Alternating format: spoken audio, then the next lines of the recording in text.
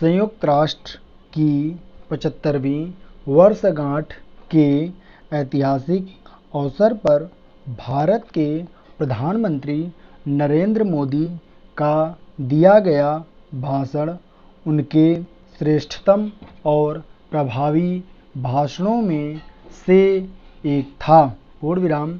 एक ओर उन्होंने आज की वैश्विक परिस्थितियों में भारत के राजनीतिक और आर्थिक महत्व को प्रतिपादित किया, तो दूसरी ओर वैश्विक संस्था संयुक्त राष्ट्र संघ के निरंतर शक्तिविहीन होते जाने को लेकर अपनी चिंता भी प्रकट की। पूर्ण विराम। वैश्विक समस्याओं के प्रति भारत के दृष्टिकोण को उन्होंने वैश्विक दृष्टिकोण के रूप में प्रतिपादित किया और संयुक्त राष्ट्र से आग्रह किया कि वह भारत को उसका समुचित स्थान प्रदान करे। पूर्ण विराम।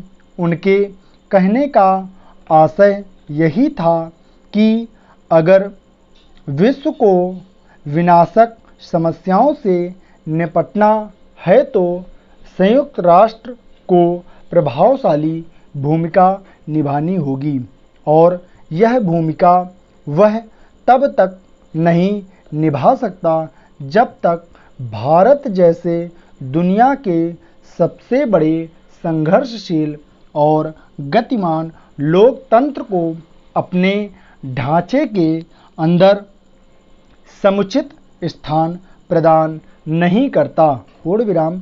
प्रधानमंत्री मोदी ने अपने भाषण में कहा है कि भारत ने हमेशा विश्व कल्याण को प्राथमिकता दी है और अब वह अपने योगदान को देखते हुए इसमें अपनी व्यापक भूमिका देख रहा है। पूर्ण विराम। उन्होंने इस बात की ओर संकेत भी दिया कि विश्व कल्याण की भावना के साथ संयुक्त राष्ट्र का जिस स्वरूप में गठन हुआ था वह उस समय के हिसाब से ही था, लेकिन आज दुनिया अलग दौर में है।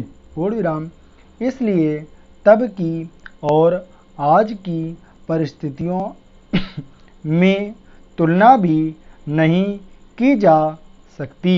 पूर्ण विराम। उन्होंने यह भी कहा कि भारत एक ऐसा देश है जहां विश्व की 18% से ज़्यादा जनसंख्या रहती है, जहां सैकड़ों भाषाएं हैं, अनेक पंथ हैं और अनेक विचारधारा है।